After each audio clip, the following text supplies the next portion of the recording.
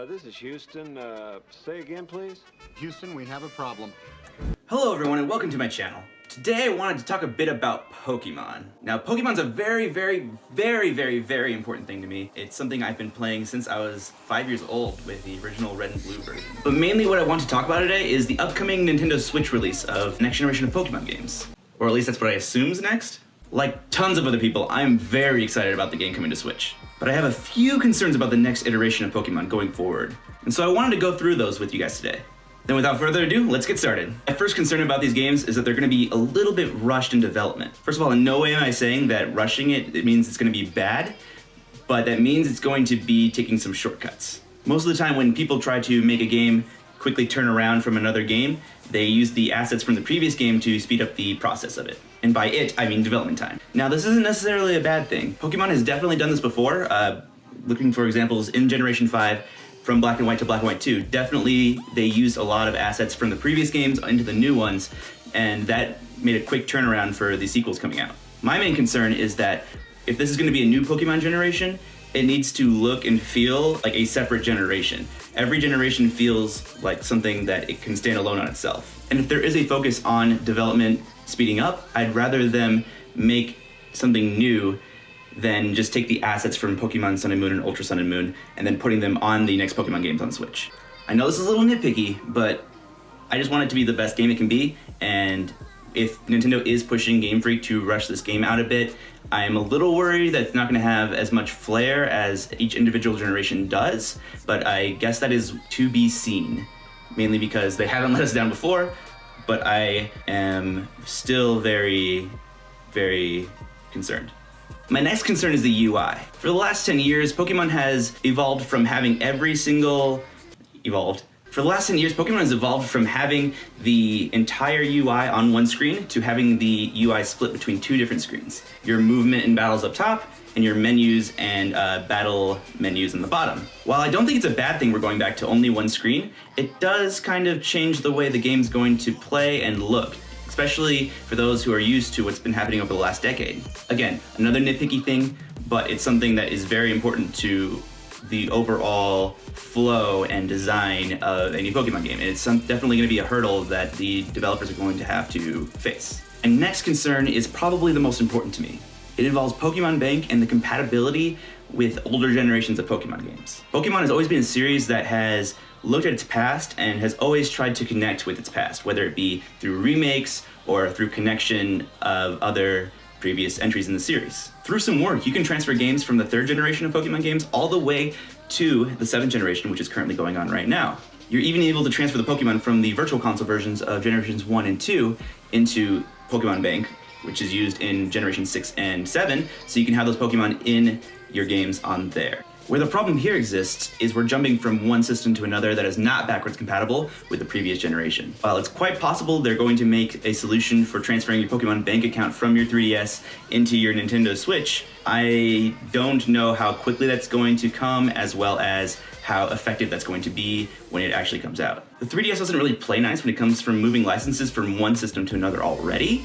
I'm not even exactly sure if the wireless radios in the Switch are similar to the 3DS, so I'm not even sure if you can transfer it from just through wireless communication from a 3DS to a Switch. I don't know if they're going to go with the more cloud route, with having your Pokemon Bank be able to have different licenses on different systems, and you're able to put them on up on the cloud and then drag them into another game through the internet. That's one way, but I'm not exactly sure how that would be implemented how it is currently, and it's definitely something that can be challenging to do, especially when Game Freak has compatibility issues with every new Pokemon game that comes out. The updates always come for Pokemon Bank after the release of the games, and I'm not sure if that's purposeful because they're trying to push people to catch Pokemon in the games, or if they just seriously just have trouble making something that's compatible with new games added all the time with this cloud service they have. As someone who has a living dex and is working on a shiny living dex right now, I don't want to leave behind my Pokemon, especially if I'm moving into the generation next, and especially because of the previous notations of there being compatibility with previous generations. My next concern is price. Now, as Pokemon has traditionally been a portable game series, the games typically have been cheaper because portable games tend to be cheaper than console games. The problem here is that Nintendo sees the Nintendo Switch as a console, not a handheld system. And how much do console games typically cost? Around $60 when they come out, here in the US.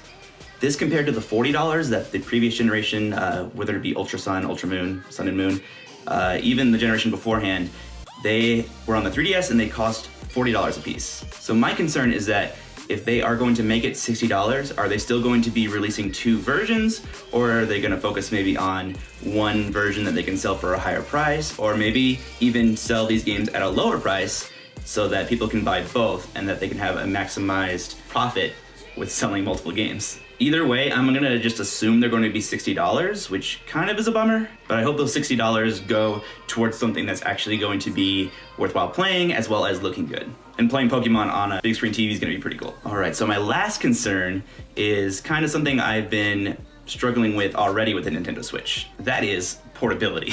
This thing is not small. This thing is the size of a Kindle Fire or something equivalent of that. It's not really made to fit in your pocket. I mean, I can fit in my gym shorts, but Pokemon traditionally being a portable series, taking your games on the go is traditionally like a big core concept of it. It's a little harder to move around.